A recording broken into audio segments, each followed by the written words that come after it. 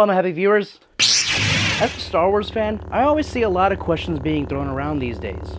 Theories, unanswered questions, puzzling Easter eggs that get thrown around the internet all the time. What was Palpatine's like before he became a Sith Lord? What was in that Camtono in Cloud City? What the hell is Yoda's race? But of all the questions that people ask, I think there's one above all else that everyone wants answered.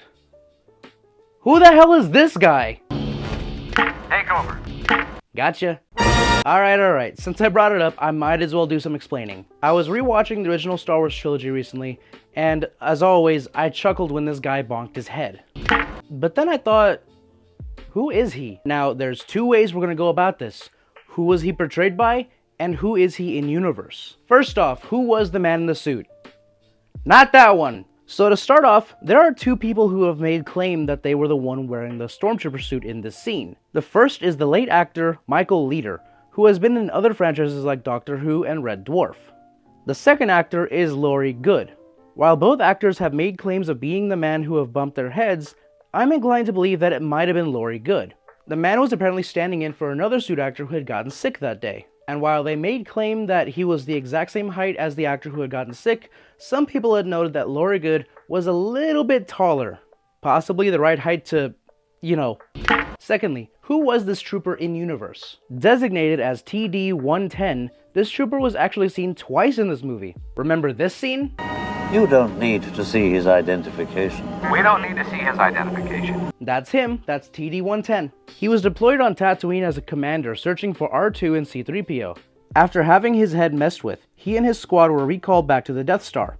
There, he complained about a headache and not recalling what he was supposed to do on Tatooine. Suddenly, he was called out to attention as he was alerted of intruders on the station. As he walked with his group, he was about to remember why he was on Tatooine.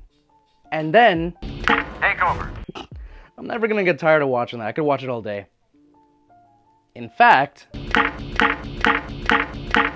Anyways, after hitting his head, he forgot all about the droids again. He was also the trooper that was left guard of the room when R2 and C-3PO had to leave. And he was still trying to figure out what was so important on Tatooine.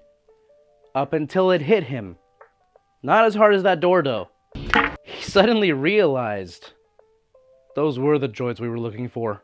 Now, believe it or not, TD-110 would actually escape the Death Star before it's destroyed. His supposed insubordination would have him escorted from the station just before the Battle of Yavin. Years later, he would become an officer in the First Order and served on Starkiller Base. And that is where this trooper finally met his fate as the planet was destroyed by the Resistance. Well guys, that's gonna go ahead and do it for today's video. Don't forget to like, comment, favorite, share, subscribe. Don't forget to follow all of our other pages. And as always, stay fantastic, happy viewers.